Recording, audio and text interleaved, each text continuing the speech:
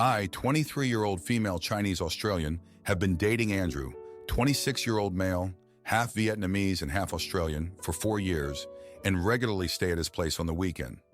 He lives at home with his parents and older sister Haley, 30-year-old female.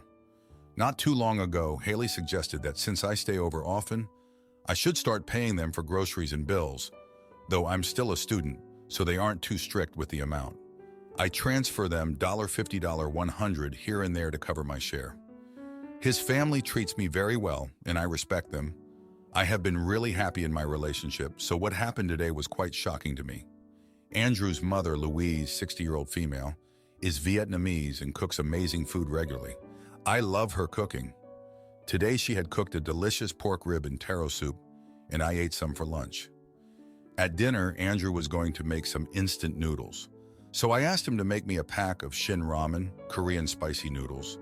When it was done, I decided I wanted some of the pork rib in my noodles and mix some of the soup in my bowl. Louise hastily stopped me, saying that I should not mix the soup with my ramen. I was confused. Andrew came over and said the pork rib soup should be eaten alone and not mixed with my spicy noodles, since the flavors are different. I argued that Koreans also eat spicy rib soup, so it shouldn't be too weird. And since I've had the rib soup by itself for lunch, I wanted to try a different flavor. However, Louise insisted that the way I mix food is wrong, and Andrew said I should just eat my spicy noodles and maybe come back for a bowl of soup later. The argument got quite heated as I didn't understand why mixing food is such a crime. This had happened a few times before, when I added different condiments or mixed stir-fry with noodles. Louise pointed out that my eating habits are strange, but she never said more than that. Then I got overwhelmed and ran to Andrew's room and started crying. Haley barged in and began yelling at me. She's normally kind to me, but she does have a bit of a temper. Why are you throwing a tantrum in someone else's house? We are feeding you food and you're so ungrateful. I was really upset because I think I did nothing wrong.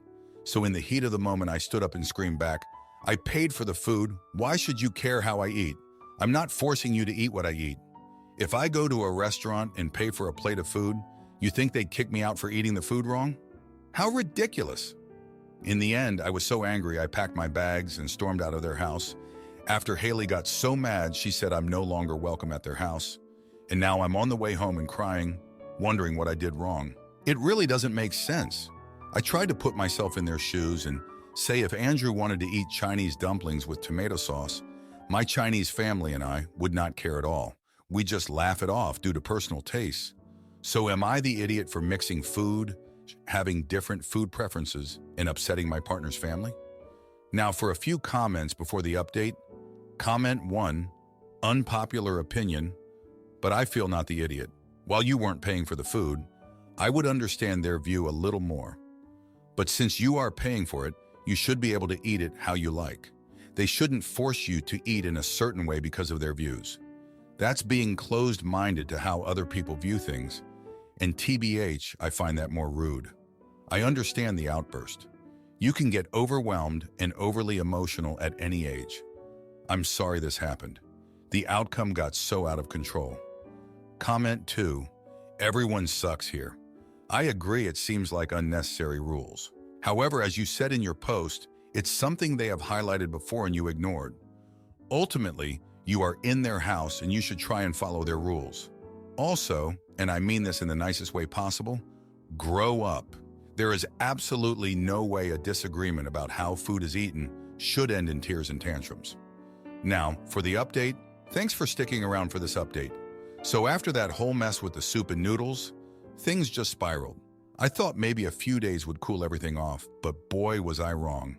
Haley, who's usually on my side, did a complete 180. She started spreading rumors about me to the rest of Andrew's family, saying I was disrespectful and didn't understand their culture.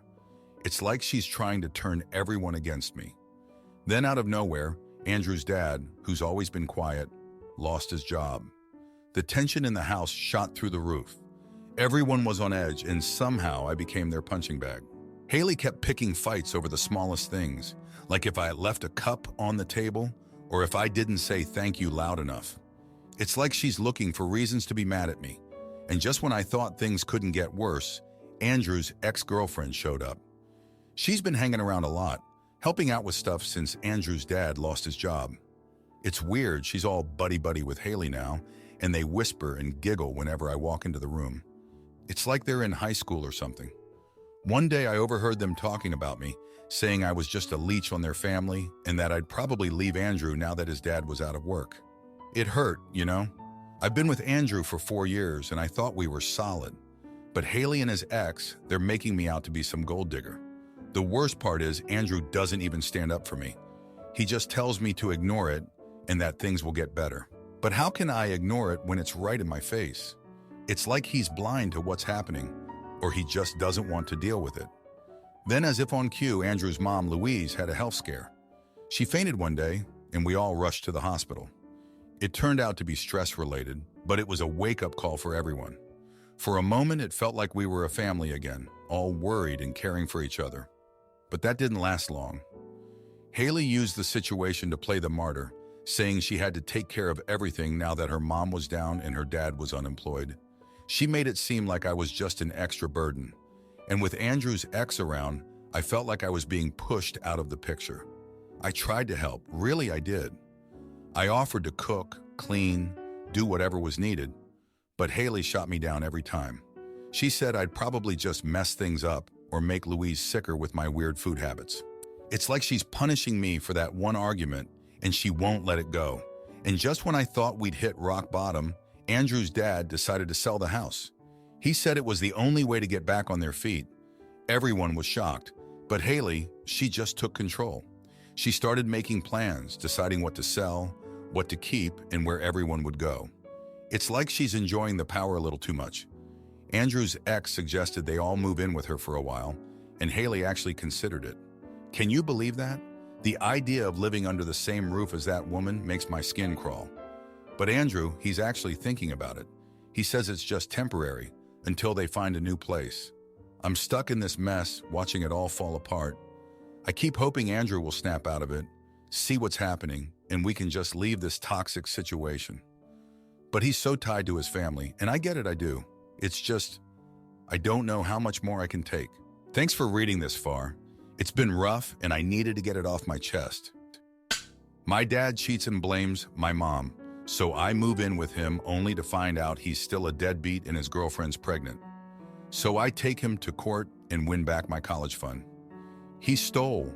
My parents were together for 8 years, had me when they were 24, and when I, 17 years old male, was 3 weeks old, my mom found out my dad was cheating on her, and a few weeks after that, she found out he got another woman pregnant.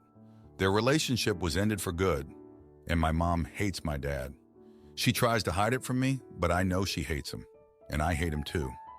My dad has a lot of kids and probably has a lot more that we don't know about.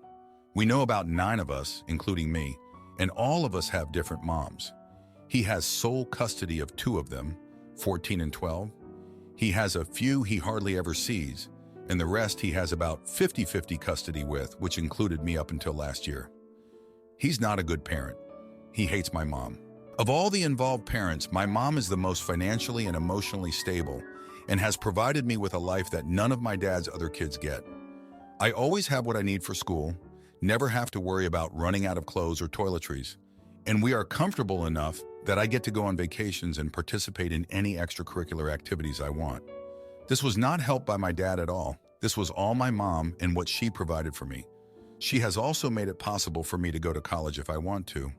My dad has always envied what my mom can do, and he complains about her not spreading the love to his other kids and not helping him out with the mess he made. My grandparents also hate my mom. They feel like she provided so well for me that she could have and should have ensured that any children related to me were okay enough, and that they didn't have to watch one sibling have a good life while the others all suffered. They also talk about my mom abandoning my dad and throwing away the family they could have had. I have told them before, many times even, that my dad cheated and got someone else pregnant, and there is no coming back from that for most people. They disagree with this and say that many people make relationships work after cheating, and they can learn to love the kids and give them all a good life. But my mom decided to be selfish. They also sometimes say things about my mom being at fault for my dad having so many kids. They act like her leaving made him go around impregnating every woman who'll sleep with him. It pisses me off. A few days ago, my grandparents showed up at our house while Mom was at work and told me they wanted to give her a piece of their mind because I guess Dad found out through his lawyer that Mom had saved for me to go to college. My grandparents started the usual crap about Mom being to blame for Dad having so many kids and not keeping it together, and how she was wrong for everything. Instead of saying to blame their son, like I normally would, I told them they're more to blame than my mom since they raised him. They were furious with me and told me people blame the parents way too much. Am I the jerk? Now for a few comments before the update. Comment 1. Geez Louise, what a family of AHs. Given your grandparents' nonchalant attitude about their son being a serial cheater and apparently putting 9 kids into the world without being able to care for or provide for any of them, they are certainly partly to blame for his behavior. I guess they also failed to teach him what birth control is. And then to expect your mother to take care of your clown father's other kids? The mind boggles, not the idiot. Your grandparents got off lightly with what you said to them. I would go no contact with the whole lot. If they show up to harass you, call the cops, get a restraining order, etc. Comment 2. Not the idiot. They are absolutely the reason he is the way he is. Your mother being with him didn't keep him from creating a new child during their relationship. What was going to keep him from just adding to your mom's plate if they stayed together? It is not your mother's responsibility to care for his multitude of children. That's his responsibility, and he needs to step up and do what's right for all those kids. His parents could have contributed, but they sound like they would rather make excuses than make up for their deadbeat son. Now for the update. Thanks for all the comments on my last post. Things have gone from bad to worse. So after that blowout with my grandparents, I thought they'd back off, but nope. They went straight to my dad and spun the story like I was the one attacking them. Next thing I know, my dad's calling me, yelling about respect and family loyalty. He said I was ungrateful for everything he's done for me. I hung up on him. Big mistake. The next day, my dad shows up at my school. He's making a scene, demanding to talk to me. Teachers are trying to calm him down, but he's having none of it. I'm pulled out of class, and there he is, red-faced and fuming. He's going on about how I need to apologize to his parents. I tell him no way, not after the things they said about Mom. He looks at me like I've grown 2 heads and says, "Your mom's not the saint you think she is." Turns out, my dad's been keeping a secret. He tells me that years ago, my mom had an affair too. It was brief, but it happened. I didn't want to believe it, but he showed me some old messages he'd found. My world kind of crumbled right there in the school hallway. I felt betrayed, not just by my dad, but now by my mom too. It was like I didn't know who to trust anymore. I went home early, feeling sick to my stomach. I confronted my mom about it. She broke down, admitted it was true, but swore it was a mistake and that she loved me more than anything. I didn't know what to do with that. I was so angry I told her maybe my dad was right about her all along. That hurt her, I could tell, but I was too mad to care. The next day I skipped school. I just couldn't face anyone. My phone was blowing up with texts from my dad, my grandparents, even some of my half-siblings taking sides. It was a mess. I turned my phone off.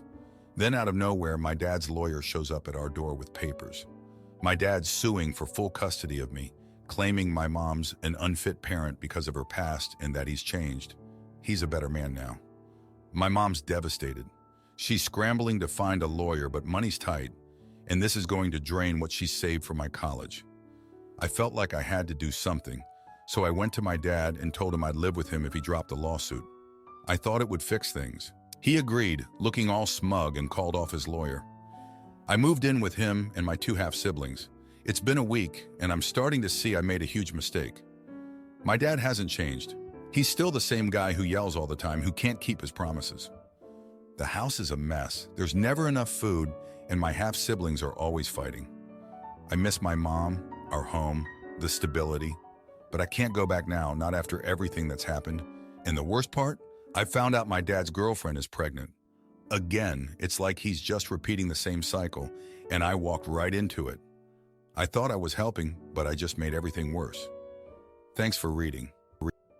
My brother-in-law insults my culture by refusing to eat my food, so I serve him a dish of truth and watch him swallow his own pride. First things first, I'm not Indian. I was born in Bangladesh and moved to America with my family when I was in primary school. I've been with my wife for a while and I get along with her family relatively well, except for her brother. Overall, I'd say her little brother is extremely spoiled and entitled. He's 20 years old and I swear he just has no ability to understand other people. My wife is white. It's Ramadan and my parents invited my wife and her family over for iftar, which is when we break our fast, and then dinner afterwards. This is done strictly at sundown, which was around 7:30. Although I'm not very religious, I do fast and my wife usually fasts with me. I told her family the details of everything, including that food would be served exactly at sundown and that there would be 2 meals, one at sundown and then another one about an hour later, which is the proper dinner. Leading up to it, my brother-in-law, Bael, texted in the family group chat, which includes me, and asked me not to make Indian food. I responded with, "That shouldn't be a problem, I won't be cooking Indian food." The way I see it, this was a true statement in every way. Indian food would not be served, and I would not be making it, since my mom would be the one cooking Bengali food. And I also just thought it was weird to go to someone's house for dinner and demand they not cook their traditional food. But that's beside the point. On the day of, everyone comes by around 6. We have iftar a little after 7:30, as planned, although brother-in-law didn't really handle that smoothly either, since he was complaining about how hungry he was and why we were eating so late. He seemed fine with the iftar foods, which were some fried foods and halim, which is almost like a meat and lentil stew. Then for dinner, we had biryani and a few different types of curry, and that's when the issues started. He again complained that he doesn't like Indian food and asked if he could have more of the stuff from earlier. The problem is, that was all finished, so he asked my mom if she could just make more. I wasn't going to let her do that after fasting and cooking all day, so I said no. He got annoyed and basically sulked for the rest of the night, and then later texted in the group chat that I lied. His parents agreed that I didn't lie, but that I knew what he meant and should have asked my parents to be more accommodating to their guests. I fired back that they've never even bothered to get halal meat when inviting my parents over, and last time all they could eat was bread and mashed potatoes. This happened over a week ago. My parents invited them over for Eid, which is tomorrow, and he said no and then blamed me for tricking him last time. My wife doesn't like her brother very much, so she's on my side for the most part, but thinks I was harsh with her parents who don't know much better. Her parents don't want to come if their son doesn't, and he is demanding an apology before he agrees to come. Am I the idiot? Now for a few comments before the update. Comment 1. Not the idiot first. Your in-laws sound incredibly uneducated and rather pathetic. I have to ask, is there some developmental issue with your brother-in-law, whereas your father-in-law/mother-in-law can't leave a 20-year-old unattended to go to a celebratory meal with their daughter's in-laws family? Sounds very sad. You and your family sound incredibly kind to invite them to these meals. These are not microwave meals, but obviously take time and love to prepare. This does not even address the religious, cultural significance. Their ingratitude and plain rude behavior should not be tolerated or in any way make you or your family feel ungracious. Simply tell them you are sorry they will not be celebrating the holiday with you, and you hope to see them soon. This is all on them. Comment 2. Not the idiot. Your brother-in-law and his parents culturally insensitive in not knowing you're not Indian. If they are Irish American, call them English. It would be like you demanding they serve only halal meat at Christmas and expecting someone else's mom to cook another meal for him is rude and entitled. Pointing out your parents can't even eat their food and politely have never said anything is important. They don't get a pass. They were invited to a cultural event and don't get to dictate your family's food. Edit to English. Now for the update, thanks for all the comments on my last post. So a lot has happened since then. My brother-in-law, let's call him Mr. Kunters, entitled really showed his true colors this past month. After the whole iftar mess, you'd think things would cool down, right? Wrong. So Eid came and went. Mr. Entitled didn't show, and neither did my in-laws. My wife was upset, but we had a good time with my family. I thought that was the end of it, but nope. Mr. Entitled had to stir the pot again. He started spreading rumors in the family that I was deliberately disrespectful to him and his dietary preferences. Can you believe that? My wife tried to set the record straight, but some relatives actually believed him. Then out of nowhere, my wife's grandma fell ill. It was serious, and everyone was at the hospital. In the midst of all this, Mr. Entitled somehow convinced my in-laws that the stress I caused with the food situation made Grandma's health worse. I mean, come on, that's just low. But my in-laws, they ate it up. They confronted me in the hospital corridor, accusing me of being insensitive and causing unnecessary drama. I was floored. There I was, worried about Grandma, and they were blaming me for her heart condition. Things got even messier when Mr. Entitled's birthday rolled around. My wife and I were hesitant, but we went to his party for the sake of family peace. Big mistake. He announced his engagement to his girlfriend of 3 months. And guess what? He made a point to say that they'd be serving real American food at their wedding, looking straight at me as he said it. The room went silent. It was like a slap in the face, not just to me, but to my culture. But wait, it gets worse. A few days later, my wife's car got keyed. We have no proof, but we're pretty sure it was Mr. Entitled. He's been known to do petty stuff when he's mad, and he's been mad at us since the Iftar incident. My wife was devastated. Her car was her pride and joy, and seeing it vandalized like that, it just broke her heart. Now, you'd think after all this, my wife would want to distance herself from her toxic brother, right? But no, she's convinced that he's just going through a phase and that he'll grow out of it. She's always making excuses for him, saying he's not that bad and that we should be the bigger people. It's like she's blind to how manipulative he is. And the cherry on top? My in-laws are now insisting we go to family therapy to resolve our differences. They think it's just a big misunderstanding. I can't wrap my head around it. I mean, I'm all for fixing things, but it feels like I'm the only one who sees Mr. Entitled for who he really is.